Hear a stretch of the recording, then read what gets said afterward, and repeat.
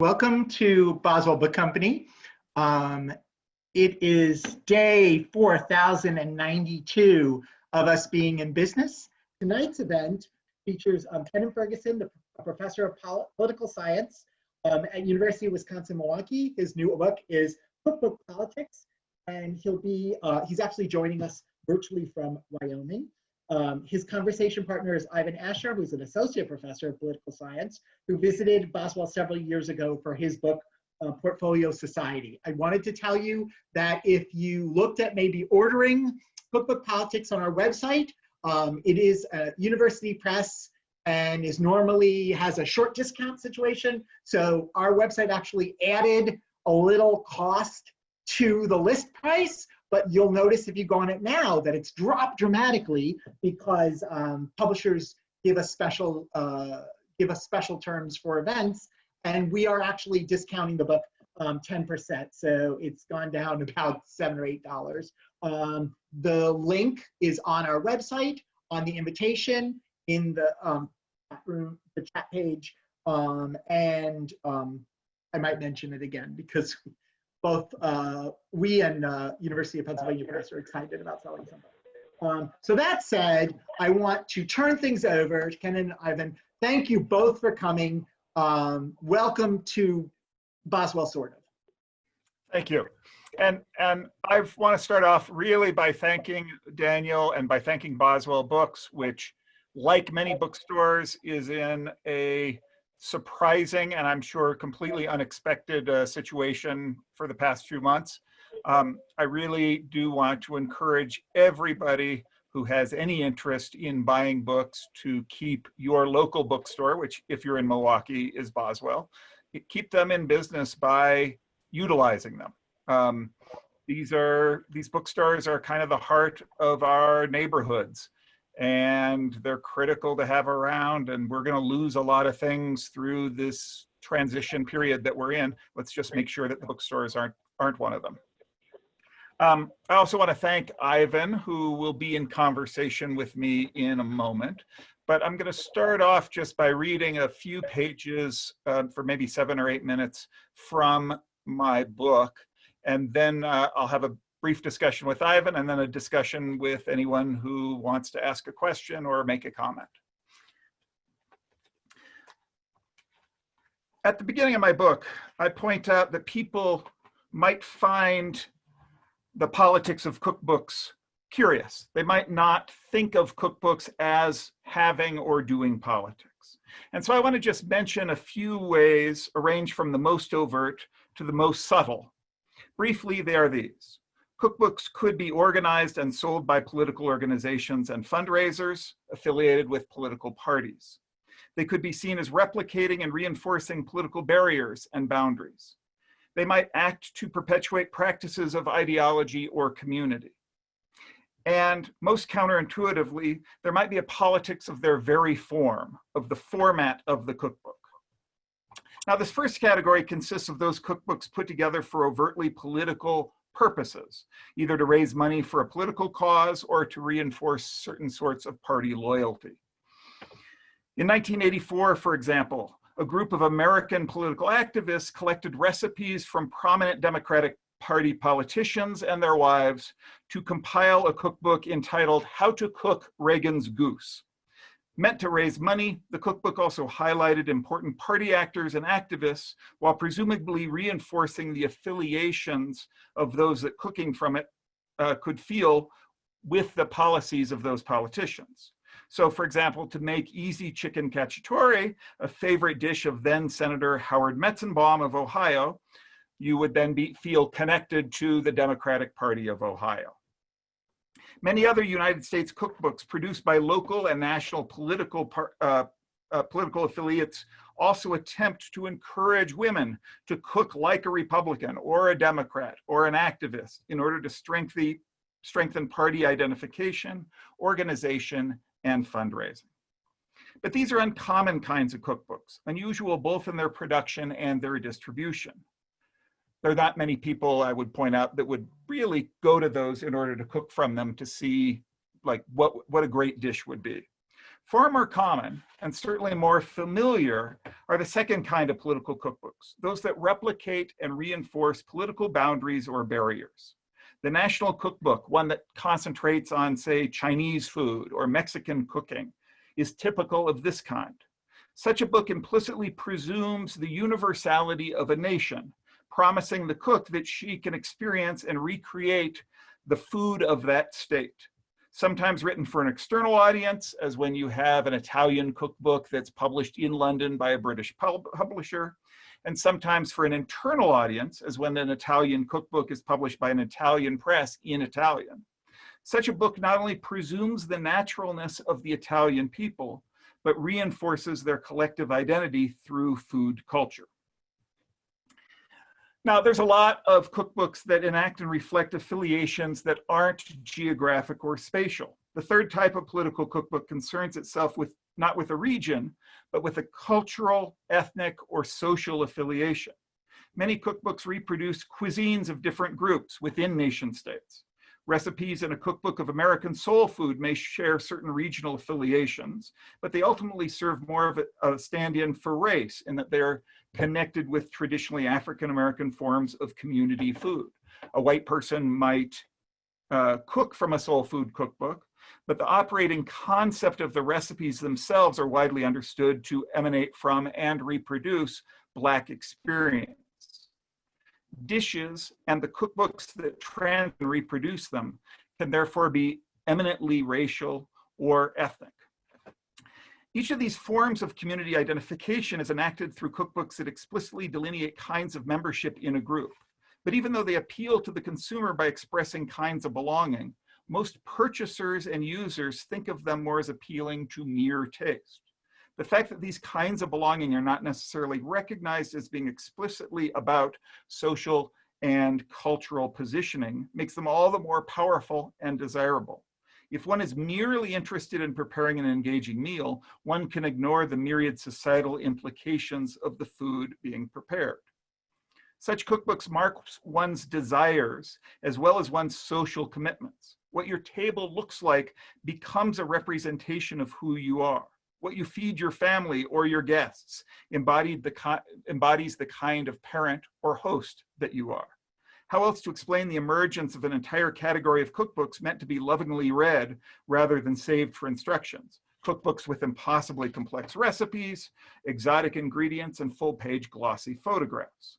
Many people, not merely cooks, find reading such a book pleasurable in itself, more for the imagined sensation of opulence and sumptuousness than for any literal eating of the dishes, which are rarely prepared. Many cookbooks present a life slightly different from the reader's own, providing a window into a potential life of luxurious sensation. This approach to reading a cookbook highlights the fourth way in which cookbooks can act politically. Their very form, the way in which they're put together and used, breaks up the presumptions of what instructions do and what books are. In politics, we often conflate instructions with obligatory demands. But recipes and cookbooks are not laws or jurisprudential codes. They suggest and direct without demanding or policing. They entice rather than enforce. They thus allow us to rethink how authority, commands, and directions operate. One point, no matter what their level of authority, cookbook authors can't tell their readers how to experience and use their texts. Rare is the purchaser who reads a cookbook from front to back, making sure to miss nothing. Instead, cookbooks invite their readers to cross-reference, to dip into and out of sections and pages and ingredients. Reading cookbooks, even for pleasure, rarely resembles reading other kinds of books, since their order, form, and accessibility differs profoundly from that of novels, histories, or even manuals. The politics of the peculiarities of the form put the reader, not the author, in charge of the process. Now, cooking, as feminist historians have shown, has long been an unappreciated form of labor. The kitchen, recognized as one of the primary domestic locations for women, encourages feelings of imprisonment and isolation as much as creativity and Epicureanism. Cookbooks often mitigate the former by encouraging and empowering the latter.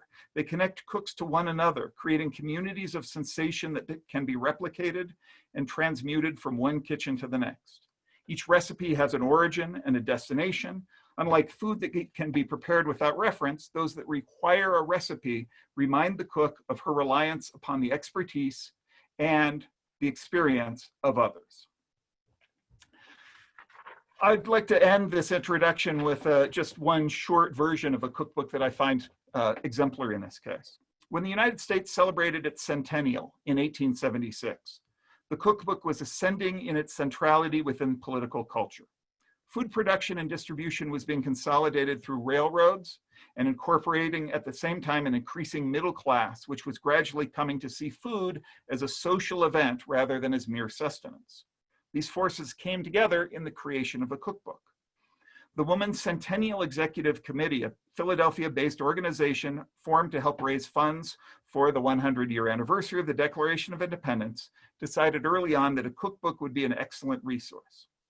So they published, quote, or the title is, A National Cookery Book Compiled from Original Receipts for the Women's Centennial Committees. Receipts is a now archaic word for recipes. In their introduction, the committee specifically claimed to represent the United States as a whole. Quote, have you no national dishes is a question that's been asked by foreigners traveling in this country. The committee believes that the answer to the question may be found in this unpretending book, unquote. By highlighting the particularities of American cooking and providing the mechanisms by which a cook could recreate those dishes, the committee explicitly aimed to establish a taste guide to the nation. The committee's choice of what counted as American proves noteworthy. 2 decades after the Civil War, Americans of African ancestry are notably absent.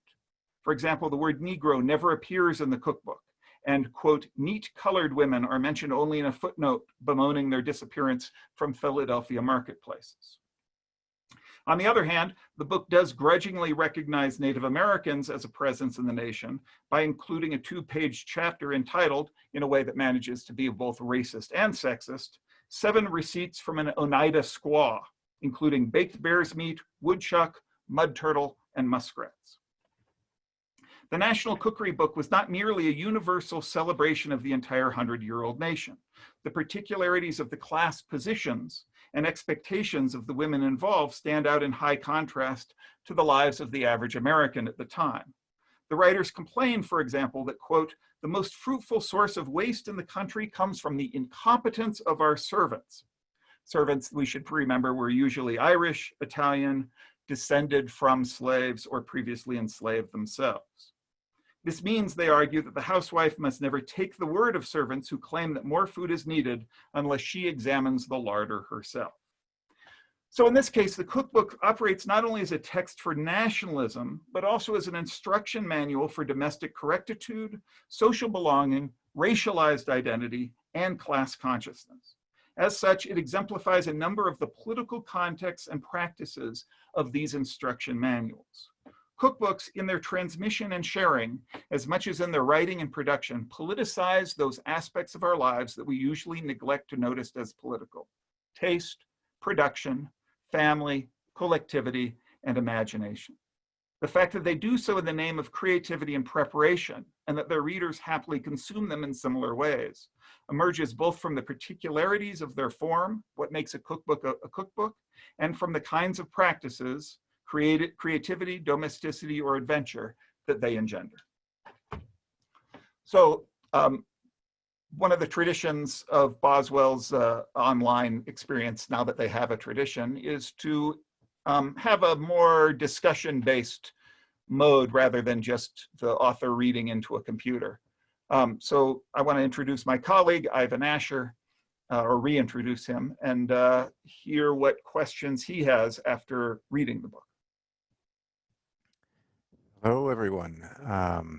And thank you, Daniel, for organizing this, and thank you, Kennan, for inviting me. I'm speaking to you from my kitchen. I apologize for the poor quality of the video. You'll have recognized, I imagine, Julia Child's pots and pans in the back. They've been donated, I believe, to the Smithsonian Institution, as well they should, because it appears that cookbooks are political, something which I learned reading Kennan's book. So I have a few general questions, but I took a quick look at the the roster of participants, and I see that there are many people here who may have questions of their own. So if you do have those questions, I think Daniel will be in charge of channeling those questions. I have a couple questions of my own and a few questions I've received from the audience already. So let me ask Kennan, I have a couple questions for you, kind of definitional matters having to do with philosophy and politics before getting to the nitty-gritty of your arguments. And in the introduction, you have a phrase near the very beginning where you say, why we turn to cookbooks, what they do for and to us, turns out to be a philosophically complex question. So this is at the bottom of page 1. So you mentioned philosophically complex questions, which suggests that this is at least partly a book of philosophy, or at least a philosophical book. And I'm reminded that they say that philosophy begins in wonder. And so the question, I suppose, is where and how did this book begin for you? What's the element of wonder that sparked your interest? And in asking this question, I'm partly asking a question from one of our listeners, Kathy from Hawaii, who asks, how did you get interested in cookbooks as political? What first provoked you to study them? And so the only thing I would add is, what's the element of wonder that you hope to awaken in us in focusing our attention on cookbooks? I like the idea that much of our intellectual work or has its origins in wonder. It also sometimes has its origins in the sense that something is going wrong and that we want to fix it. I'd emphasize both of those things. That to me, this is a book of philosophy in as much as it tells a lot of philosophy and political philosophy that what they've been doing for a couple of thousand years has been very wrong. That philosophy has historically focused on what they think of as ideas, and in doing so have assumed a dualism between the mind and the body, and figured out that the body has nothing to say to us because everything that's important operates in the realm of ideas. It's not all of philosophy. I draw quite a bit on a few other traditions like existentialism. Feminist philosophy has had some excellent critiques of that presumption. But I think still, by and large, we think of philosophical engagements as being something that you do only with your mind, and that the meat part of us is irrelevant to it. I think certain recent moves in philosophy, like affect theory, have put that into doubt. But even affect theory looks a lot more at those parts of the body we don't quite understand or that affect us in surprising ways. The philosopher I'm really most in conversation with here is a French philosopher named Jacques Rancière, who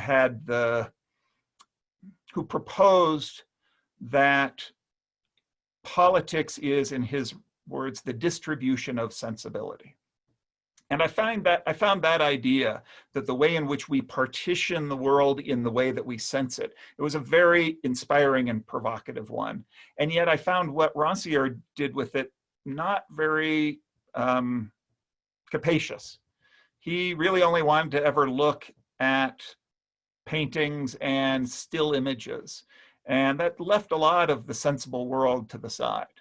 So cookbooks seem to be a way to talk about a kind of physical writing about the human sense, about human senses, that allowed me to do what I think Rancière should have been doing in the first place, which is about talking about the ways in which our senses can be transmitted, can be argued over, can be shared, and can be historicized in certain ways. The other half of what inspired this was a set of discussions that I had with Davide Panagia and Bonnie Honig concerning slow food, and some of my dissatisfactions with what slow food as a tradition was supporting. The idea of slow food was that we are more convivial, we're more authentic, we are more ourselves when we sit down and have a long dinner with friends in a traditional way. And it seemed to me that that was leaving quite a bit of not just most people's experience, but a lot of the modern world out. And there seemed to be something a little reactive to it. So I also started exploring, like, what did I not like about the slow food cookbooks? And what other cookbooks did I want to entertain as possibilities in response to them? Okay, well, there go three of my questions. Because the first question was a general question about the philosophical inspiration. Although so if I understand you correctly, one of the sources of inspiration was this dissatisfaction with philosophy as being exceedingly concerned with ideas and not sufficiently perhaps with the sensorium or the other lived experience of that we may have. My second question, but you've anticipated a little bit, I'm going to still dwell in it, which has to do with politics, because I know many people in the audience are political scientists, but even if one isn't a political science person, that one typically begins a discussion, at least in introductory courses, with a definition of politics, or at least some passing reference to famous quotes. And it could be Aristotle and this notion that man is a political animal by dint of having the faculty of speech or reason, or it could be Bismarck's politics as the art of the possible, or what can be attained, or what have you. There are others. Clausewitz says war by other means. And if you go with those definitions, or Harold Laswell, right, the who does what, or who gets what, when, and how. So all these definitions, which are more canonical, make your claim that cookbooks are political a bit of a stretch. But you start, as you say, with Rancière and his notion that politics is the distribution of the sensible, and then intuitively I get how this shifts my attention to a realm of experience that was left out before. Two quick questions then.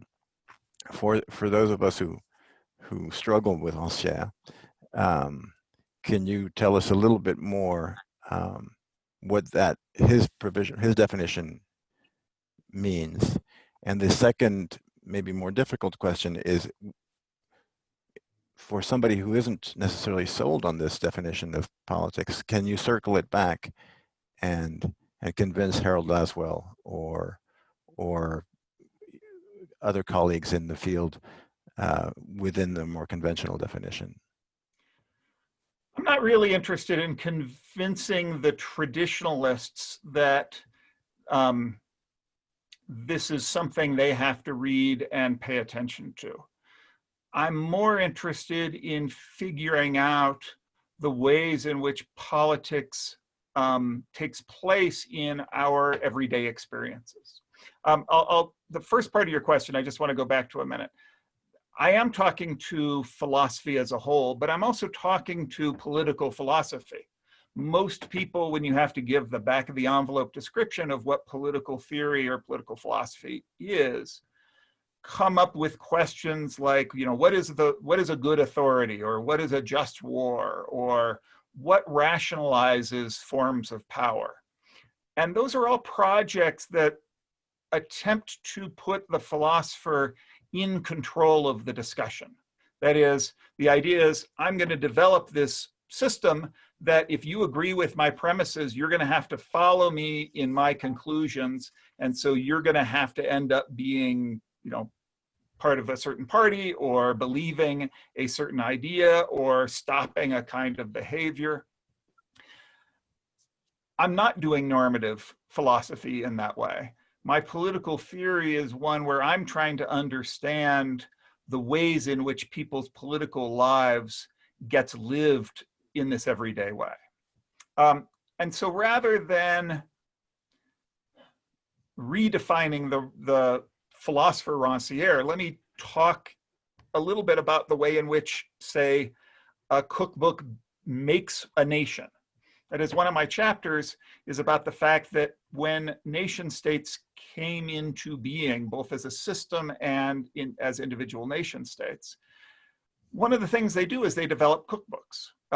Amelia Simmons' cookbook in 1787 was the attempt to show that the United States was not England anymore. And so the recipes in it took flour out, which was hard to come by, and put cornmeal in, and it made a kind of authentic American experience. But this nation building project isn't just about the recipes, it's about the way in which the diversity of a nation can be contained in a unity. So the idea that American food contains food from Maine and food from Texas is a political claim, but it's a political claim that when we sense it at the bodily level, we don't really think of it as a political claim. We don't think of it as something we're going to argue with or contest. It becomes naturalized to us.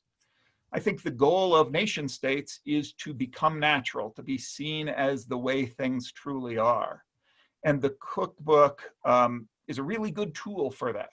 Arjun Aparadai points out the ways in which India made itself a nation by distributing cookbooks to people, to housewives in India, to make them think about the various kinds of Indian food that made up the nation, and then to serve them to their family and friends in a way that made them understand it.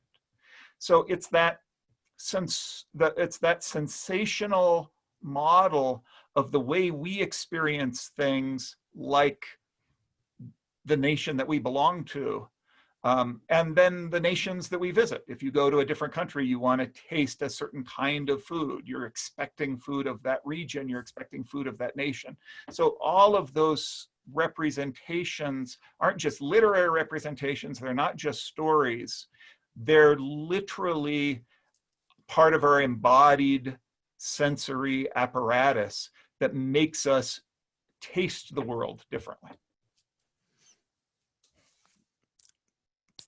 And so, as you're speaking, I think that sounds more than convincing. It's enlightening, and it shifts one's experience of not just reading cookbooks or cooking, but of eating, right? So, would you say, you allude to this discussion, I suppose, that, so as a French person myself, I not only share a certain identity with my fellow French people, thanks to the printed press and the shared language, and the fact that before Facebook, before all that, we all shared the same newspapers and knew what everyone else was reading. Now we know what everyone else is eating as well, right? So there's, at the level of the experience of eating, a sense of belonging. But what is there something specific about? I can imagine several answers to this about cookbooks, as opposed to, say, the already rehearsed arguments about the advent of the printed press or news media. What's the politics of focusing on cookbooks rather than these perhaps more masculine, more major forms, rather than this minor form that is the cookbook? Well, I am certainly relying on a lot of scholars who've done work in what's broadly known as food studies that asks a lot of these questions and has answered a lot of them. So, for example, you could look at the histories of certain products and see when did they become important, where they get distributed, who went to war over them, and questions that are obviously political. You could look at the ways in which ideas about food and nutrition emerge and develop and become part of social organizations. In the case you mentioned, there's a historian not related to me named Francis Ferguson, who's talked about the way in which the Parisian restaurant scene becomes an anchor for what becomes French cuisine, which is then spread from Paris, not just through the rest of France, but becomes a model for like, how do you eat socially? But what I found really interesting about the cookbook is that it presumes, and sometimes is fairly successful in, replicating not just what somebody said about an experience or what a document tells us went on through a particular trading relationship, but the presumption is that it can be recreated at any time, that we can take this, something that existed in 1787 or 1943, and remake it right now and have the same embodied experience that the person of that time did. So the cookbook is intended to translate and communicate taste across space and time. And I think that makes it a very particular kind of writing. It gives it a particular form, but it also puts a certain intentionality behind it that philosophers and historians and food studies people often draw on to make their other claims. But I want to claim that the cookbook itself is a political model and a political form. And within that, so if it's a political form, or if it's one of the areas in which politics, the arena, it's one of the arenas in which these battles get fought. And in this regard, I think I can begin to answer the question you didn't want to answer as to how one might relate this back to more conventional understandings of politics, that there are battles that are fought over what happens in a cookbook. I mean, it strikes me that in your work, you tend to look at the margins and draw out what happens there, and drawing our attention to things that we tend to sideline more or less deliberately, but always with a certain effect. And so there's a kind of a politics to your excavation of this. I realize I'm disappearing as I speak. I should either gesture or not. But you also, just now what you mentioned about, earlier you spoke about some of the recipes that make it into the American cookbook, say. I'm also reminded now of this article that you probably read in the New Yorker about 10 years ago by Elif Batuman, who goes to a restaurant in Istanbul and has this kind of Proustian moment. She's overtaken by emotion that comes from tasting the food, which turns out was traditional food that her grandmother used to make, but she didn't anticipate this. Now, this has since been made into a cookbook, but there's a story behind this, right? Why certain foods don't make it into the cookbook. So the construction of a Turkish cultural identity and the use of cookbooks or restaurants and so forth tends to favor a certain kind of cuisine.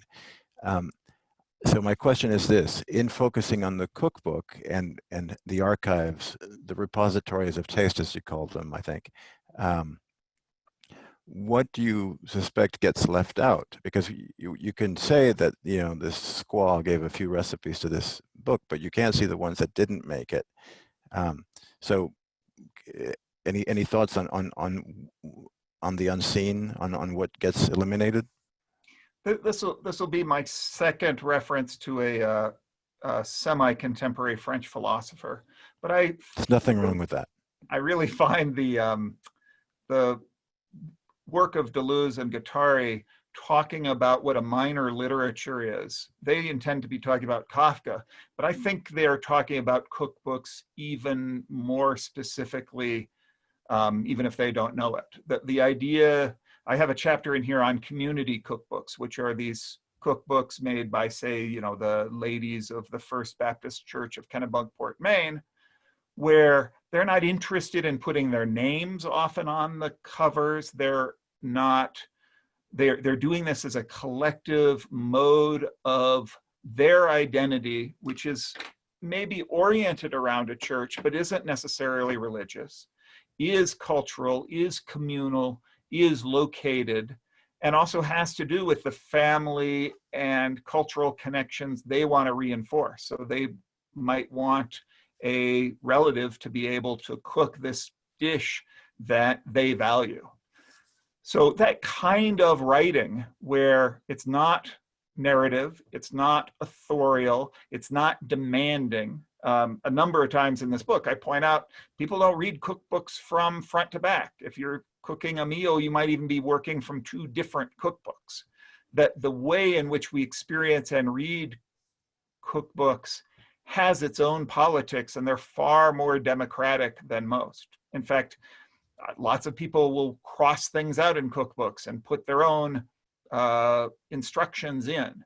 That's not something that we generally do with novels or manifestos or laws. There's something about the very form of the cookbook that invites us to be participatory. And so I think of them as a political literature, but it's a different kind of politics than the one that we are used to. Speaking of the form of books, I feel I should flag for our viewers something about this book. I don't have the cover here. It's a beautiful cover, but the inside is also beautiful. So it's very simply laid out, where you have 5 core chapters, one on democracy, the second one nationalism, international relations, community, and ideology. So this is not in the least like a cookbook, but one can read it by individual chapters, and I think in any order, I think one would still find it rewarding. So you mentioned something about community. I'm going to ask you a question about that chapter in a minute, but before that, since nationalism, I think, at least is the most obvious hook here, a couple questions from our listeners. One from Spilio in Cyprus, who asks, and I'll ask them together because the second one is a bit more substantive. My buddy Mehmet said the other day that baklava is a Turkish dessert when I'm pretty sure it's Greek. You're the only person we both trust, so can you settle this for us? Also, what is the relation between cookbooks and nationalism, which you've already begun to answer? Second question, on page 57, you write,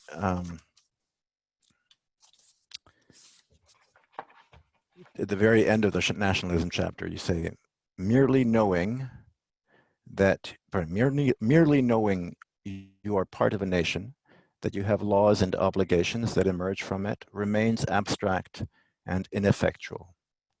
But when you can taste the nation, when you are eating your way through, within, and around your national homeland, then your identification with your nation is literally embodied, sensed all the way down your gullet. So it's a beautiful sentence. It's a beautifully written book. No surprise there. There's also not a shred of empirical evidence, again, to be expected, except there's a lived experience here, right? So this seems, I'm half joking about but this assertion about the gullet seems that this comes from lived experience. And so I want to put a question to you that was sent to me by Stephen J. from Utah, who asks, when you, Kennan Ferguson, presumably, are tasting the American nation, wherever you happen to be eating in the United States, what are you sensing all the way down your gullet? What does your identification with the American nation taste like? What food then provides you most with a sense of patriotism, and do or can you resist it even as you perhaps enjoy it? So that's a difficult question. It's maybe a little private, but the book is based on private information. So let me first discuss baklava, which I find really interesting. Not to answer it, I'm sorry that I won't settle the bet, but to point out that one thing you can see in cookbooks as they develop is a number of nations for whom it becomes incredibly important to claim certain sorts of food as precisely their own. And some of that comes from what we might think of as the landscape. So you can see why Greeks and Italians might fight about the right tastes of olive oil and literally be able to taste those differences. Just as interesting, though, to me is, for example, when you look at Swedish and Norwegian cookbooks, they're really interested to prove often that coffee is a necessary and important dish to the nation. We might also think of like the British and tea. And so there's a way in which these whole histories of imperial power and conquest and economic relationships get folded in very naturally to the sorts of things that we taste and experience as our own, as part of us. Some of that comes from what we grow up with. That is, we tend to naturalize the flavors that we experienced. And then other parts of it are less explicable.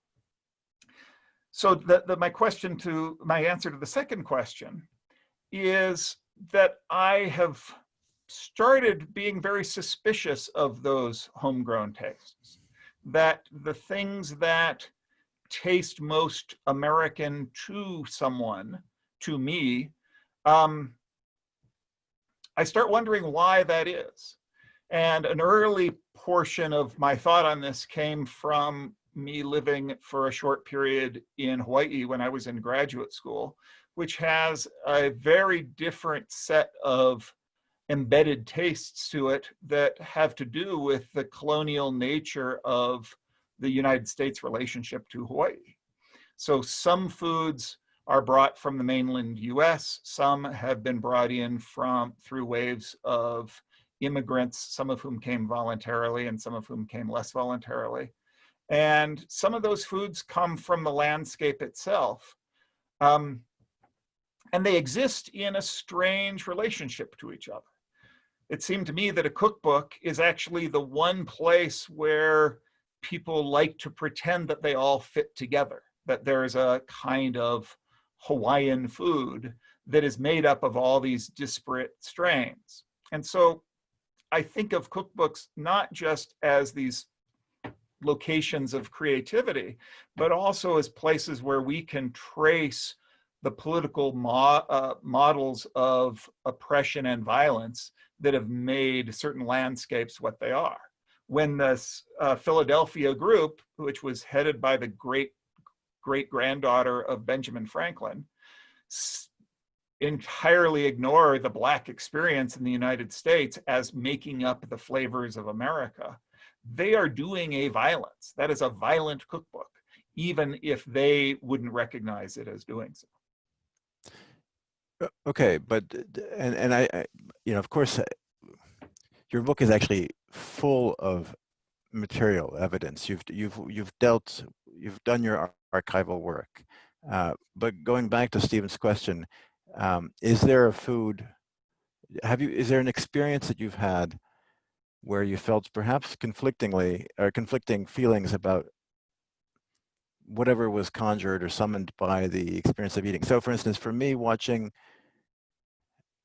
Casablanca, when Victor Laszlo says to the French musicians in Rick's cafe to say, play the Marseillaise, I feel a chill down my spine. And I embrace it because it's a Hungarian, it's not, and it's an American movie. So I can feel that patriotic feeling prompted by the music. Is there an analogous, but albeit of course mitigated by my suspicions about nationalism and its engineered quality. But have you had that experience with food yourself? I certainly have. Some of it has to do with food that goes through high levels of processing. If we think of anything from a McDonald's burger to to sugar itself, which Elizabeth Anker, who's I think in the audience, I was hoping she would ask a question about it. Yes. Those are tastes that taste like home to me. I'm very sympathetic to the American tourist who, after spending 7 days in Europe eating food that he or she is completely unfamiliar with, starts longing for that, Kentucky Fried Chicken.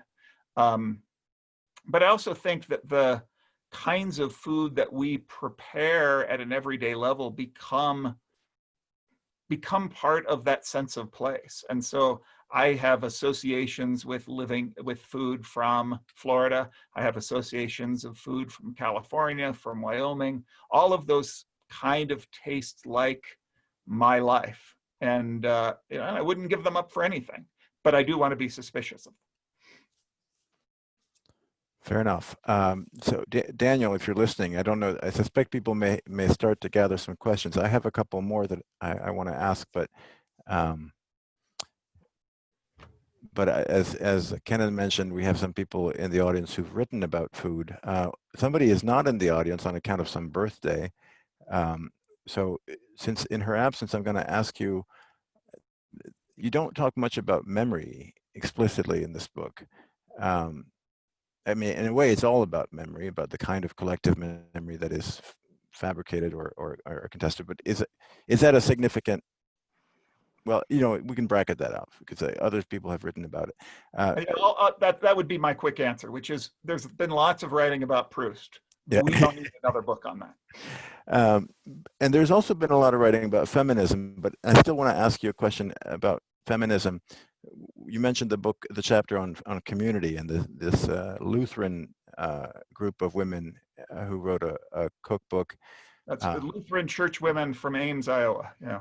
That's right. Yes, and you point out that their cookbook was, I quote, positioned as part of a larger political battle against feminism, which the authors of many such cookbooks understood as devaluing their positions as the member of the family who was responsible for cooking and caretaking. So this is a larger story about feminism and call it counter-feminism. And you point out that, again, I quote, ironically, in the production of their cookbook, Lutheran church women needed to engage in many of the same behaviors that the nascent wave of American feminism advised all women to do. They collectively organized as women, discussed their experiences as women, called the gynocentric communal identity into being, and even named themselves. So this is a larger question, and we don't need to go there. But I was wondering to what extent then. So one of the things that's marvelous about your book is I have no particular knowledge or even particular interest in cookbooks, but this reads like a great kind of introduction to a range of debates in and about politics by way of cookbooks. So, and that, in the process, I'm discovering a genre that I've neglected, but conversely, somebody who's been reading cookbooks but hasn't been reading about these other debates will find much to learn. But I'm wondering to what extent, in this instance, for instance, what does this tell us about feminism? Like, what's the occasion? Like, what? So, if feminists, can we move beyond this seeming opposition between the feminist and the Lutheran women, since beyond stating that it's ironic, what's the kind of dialectical payoff here? There've been a few historians of community cookbooks who I found really invaluable in thinking through what they have been and what their purposes were. What I found not satisfying about them is that many of them wanted to say that the idea of what a community cookbook was somehow liberatory, that was women taking charge of themselves, which it clearly was, and making a claim for themselves, which it was, against patriarchy, which it often wasn't. That a lot of these cookbooks embed in them things like how there's a recipe that shows up in quite a few late 20th century community cookbooks on how to cook a good husband, where you don't use much spice on him, and when he starts to sizzle, let him go for a while and then he'll be quite done. So these cookbooks are really embracing a kind of they're for a domesticity of being that isn't what we would think of as liberatory or revolutionary. I think in my conclusion in reading these and in looking at what it was that community cookbooks are doing is that when we try and fit them into the political register of, is this oppressive or is this emancipatory? That's just the wrong question. They're about the strengthening of, or the intensification of kinds of collective identity. And that's not always either freeing or oppressing, that it has a different political conclusion that we can draw from it, that our usual approaches, which is this good or bad, don't fit very well. All right. I see we have a question from Dean. I don't know whether you can read the question. Daniel, do we want people to read their questions, or shall I read them, or have Kennan read them? Oh, if you have a, we also have a couple of people's hands raised. So at this point, if you want to click on your participants and raise your hand, you can also call on a few people, and then I will actually unmute them and they can say their questions. Do you want to do the text one first? Sure. Well, we can do that, and then maybe I'll defer to you for the. Okay, sure. I'm happy to try to finesse it. All right. So this font is small here. All right. From Dean Chadwin, authenticity seems central to the implicit power of cookbooks. Yet, how does the act of reproduction by the reader or home cook confirm or dilute that authenticity? Or to put it another way, as a former roommate in Forever, Haole, I find kimchi that you produce to be authentic. If I find the kimchi that you produce to be authentic, what does that mean with respect to privilege and taste? So there are several questions here, but I'll let Kennan sort them out. I'll point to a part of the book that we haven't talked much about at all, which is when I discuss Julia Child. And Julia Child in the United States is very widely known for being an authentic French cook. She brings the flavor of France in an authentic way, it's presupposed, to the United States. Now, who does she bring it to? She brings it to an aspirational class of mostly white, mostly middle class, almost all women who have access to PBS and have the resources to go get the food that seems authentically French. What's interesting in looking at the construction of her cookbook, and she was very famous for her cookbook long before her television program came along, is her recognition that nothing she could do would be authentic, that the kinds of things that you could buy in a supermarket in an emerging suburb in the center of the United States didn't resemble the kinds of things you could get in a French marketplace at all. And so she's constantly trying to figure out, how are you authentic enough given the spatial and distributional problems or lack of opportunities that you, the reader of her cookbook, are going to have. In other words, I don't think cookbooks can ever be authentic. What they can do is they can make claims of authenticity that we engage in and sometimes buy into, where we can say, oh, you know, this is an authentic Peruvian dish in a way that these other ones aren't. But you're always doing that from a distance, and from a distance both in your creation and in the way that you taste things. That something is never going to taste right to somebody who doesn't know what it's supposed to taste like in the first place. Thanks, Dean. So Kennan, I had a question about like the literal taste and taste buds, and maybe this picks up a little on Stephen J. from Utah's question. And I'm thinking about, like, how does the literal sense of taste kind of play a role in all of this? And, or at least how taste is shaped by politics, right? As you note, sometimes there's, you know, like Democratic or Republican cookbooks that might have particular recipes. And I am thinking a little bit of the history of sugar, where some people have argued that the taste for sugar, you know how now we say that people just innately crave sugar, but some people have argued that it's not like an innate or biological craving, but that the taste of sugar was a byproduct of the pursuit of profit by the sugar industry and sugar plantations, right? Like it was something that was bred into us. Mm-hmm. And then abolitionists would say that sugar, you should never eat sugar because it tasted like the blood and sweat of slaves. And they got people to change their whole, you know, like reorient their taste sensorium politically. So I'm just wondering how you think about, you know, not just the kind of private sense of taste or taste from family and nation, but kind of like how politics literally shapes our taste buds? Thanks, Libby. That's a great question. I find that what taste is, and I think this is where a variety of different theorists from Rancière, but also including people like Wittgenstein and Kant, that they all recognize that whatever categories we come up with for talking about taste, whether it's for Wittgenstein, what works in a suit, or for Kant, what is beautiful as opposed to what is ugly, that they have these social components that we can never get away from. And even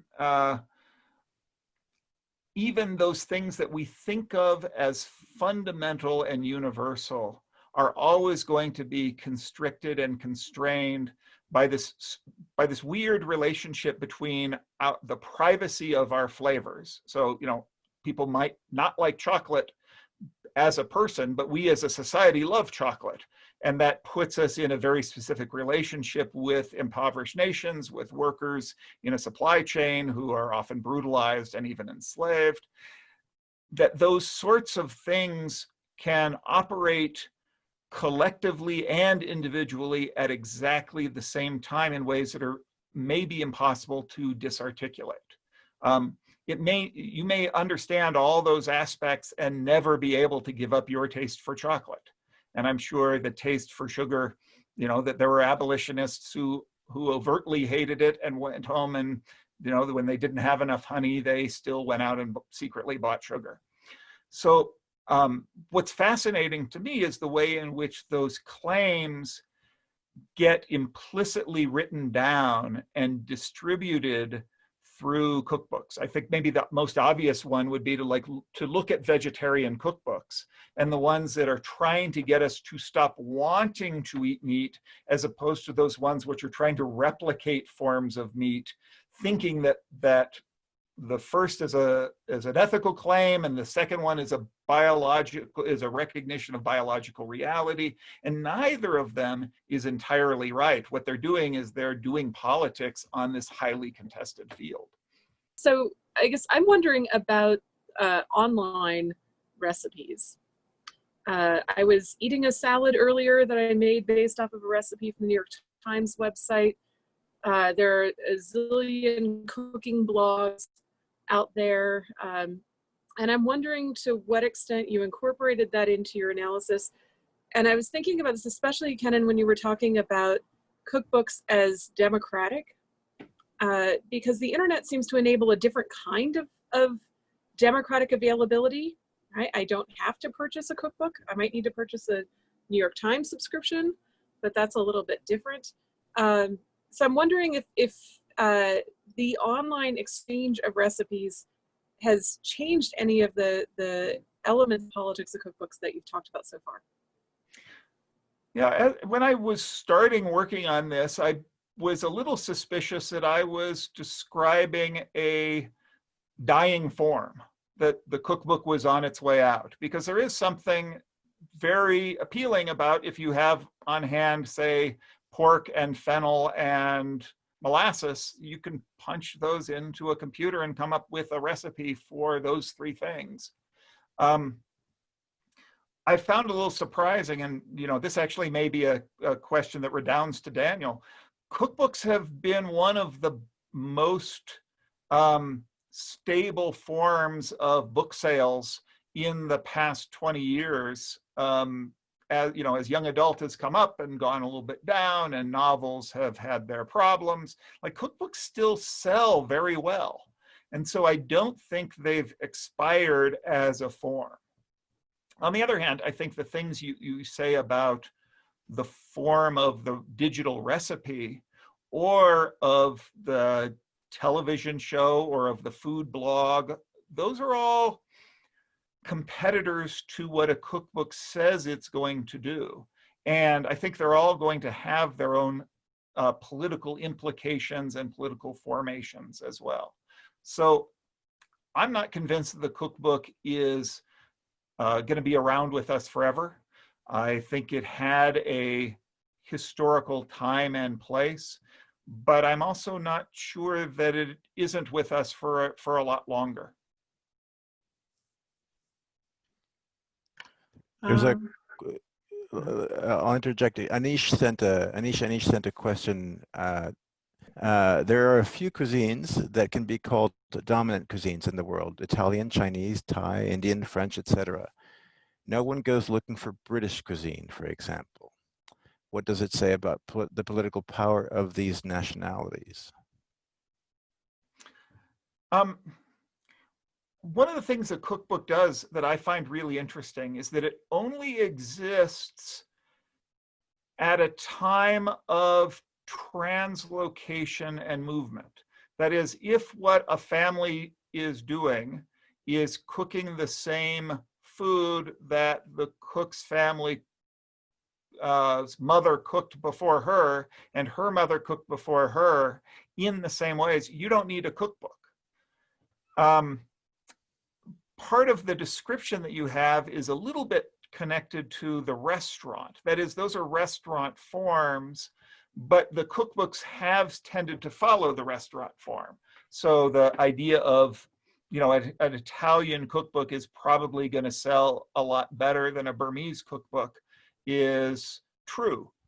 On the other hand, there's a market for that Burmese cookbook. There's people who want to start figuring out, like, I'm getting a little tired of Thai food. I would like to see what this more mountainous kind of food tastes like. That has its own economic relationship.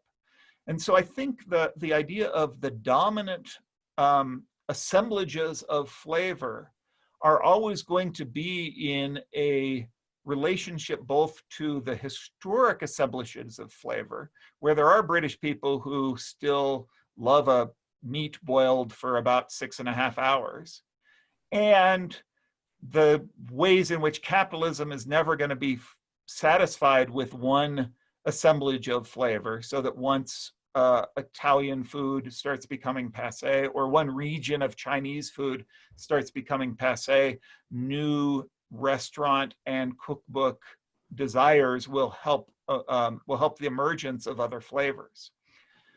So in other words, I think of that dominance in part having to do with the history of power and colonization, but it also has to do with the history of emergence and contestation, which is going to continue to make those dominant forms contestable, and the ideas against which other cuisines are going to push off. This is going to be like more kind of political science ways of talking about cookbooks, but you were talking about different ways cookbooks can be political, and I wondered if you could say a little more about what you described as the political form of the cookbook. You said cookbook authors can't tell their readers how to use their texts, but some seem to do just that. I mean, I've got some that invite like creative modifications, but others are admonishing and kind of imperious. So some of your examples also seem to kind of fall along those lines. There's some more disciplinary. And I wonder if that's sort of, if you want to say there's a form to the cookbook, or has it more have to do more with the way people use them? What would you say about that? I would say, like with any genre, the way people use them and the way they're intended are in some kinds of tension, which are very interesting for us to help think about what they're doing, but there are also certain expectations. One of the studies that I found fascinating was that if you give, I'm sure it was, you know, unpaid undergraduates, if you give them a number of different forms, they still identify recipe forms very well. So if it's just a bunch of X's laid out in the style of a recipe, you can look at it and say, oh, that's a recipe. But also, if you don't use that layout at all and just write it out as a block of text, people still look at it and say, oh, that's a recipe. That is, there's a power to those forms which translates, I think, beyond food somewhat. I also think that the author who wants someone to read their cookbook from front to back is just always going to be disappointed. I'm sure that, like most writers, cookbook writers want you to read everything that they wrote and have an opinion about it and do all of it. But they've come to the realization in a way that I think novelists and nonfiction writers haven't, that that's just not going to happen. That people are going to crack that spine to a certain recipe that they love, and they're going to go back to that, that they're going to cross things out and add things, that they are going to write it down on a card and give it to their neighbor as though it was their recipe. We even have, in American legal intellectual property law, you can't copyright a recipe. Now, part of that has to do with the way in which that's seen as feminine domestic labor, which is not as important as something like a song or a poem, where you can't even use more than a line of those without getting permission from an author. But the very way in which the cookbook is seen as constantly remixable and reusable, I think gives it a different political valence than other kinds of writing. Wonderful discussion so far. I've been enjoying it so much. To double back on something that you were talking about before relative to the increase in sales, which I've sussed out in my research, in the last really 10 years, they've been rising in double digits each year. And we've had these national rallying points, at least in the States, around sort of the all-star cookbook that many people felt they had to own, like Ottolenghi or Samin Nosrat. However, a recent Harvard poll, a pretty good sampling, I want to say 4,500 people or something, basically determined that 50% of Americans, and this is what they sussed out with the statistics, hate to cook. And another 35% are ambivalent about it, and only 15% do love to cook. Yet these online blogs and, how to cook is pretty much anywhere on the internet. Recipes are forwarded on and copied and that sort of thing. And then we've got this wide rise in sales in cookbooks in the last decade. So how do you square those two things that are happening culturally when we now know that fewer and fewer people, at least in America, are actually cooking at home? Yeah, let's ignore the past 3 months when talking about the amount of people cooking at home, I think. So, I think that's fair, yes. Cooking is work. Cooking is hard work. Cleaning, washing, baking, sauteing, even barbecuing takes labor. And the fact that it is somewhat universal doesn't make people like the experience of it all that much. And at least within traditional gender norms, it is often fundamentally unrecognized labor. That the food appears for a family, and the person who has spent 90 minutes putting that together gets maybe a thanks mom, but not much more than that. Certainly doesn't get a paycheck for it. So I think that truth of what cooking is, and then the promise of the cookbook that it can be transformative, that it can be a sociality, that it can be something that the people who you love and are friends with will look at you and say, how did you ever do this? This is astonishing. This is amazing. That promise is what keeps bringing us back to cookbooks. If you think about the number of dishes that someone probably prepares in a month's time, fairly few of those come out of cookbooks. Most of those come from things that people are so familiar with, that they've made so often, that they just know how to do it. So to me, the cookbook has to be considered this object of aspiration and of desire and of the potential for a different kind of existence than the one we live in. Now, that actually doesn't make it any different than a lot of other books, which invite us to other worlds. But it certainly explains why somebody might, for example, buy a cookbook just to read it in bed at night and never think that they're going to make those dishes, or to buy cookbooks that are attached to a celebrity or somebody on television who seems to have an exotic life in a way that makes us feel more like that's our life. Thanks, Kai. I should note that Kyle actually does a lot of our interviews with cookbook authors. So yeah, so it's nice that he got to ask him. I was thinking about the anarchist cookbook and wondered if that intersected with any of your research, but also as I thought more about it, the ways that it kind of blurred genres between a cookbook, and it definitely had recipes, and I won't tell you which ones I made, and a kind of how-to manual that I think of as a kind of more male gendered typical kind of genre as well. And so I wondered if you had, if you could say something about those two genres and kind of where or if they intersect, or if you see them as really radically different. So for people who don't know, the Anarchist Cookbook was a book put together by a guy named William Powell, who went to the library in New York City and got as many recipes for weapons and drugs and other things and explosives as he could find, published them as the Anarchist Cookbook. Anarchists tend not to like the book because its anarchist theory is awful. And it's not something that people recommend that you make recipes from. I think for me, one of the great examples of it is that he included a recipe for bananidine, which is allegedly a drug that will get you high, made from the skins of 17 pounds of bananas. He was reading a newspaper put out by the Yippies in Berkeley, the Berkeley Barb, and they had put that in as a joke to see how the mainstream press covers Yippies. William Powell, was not quite bright enough to recognize it as a joke, so he included this as one of his many recipes.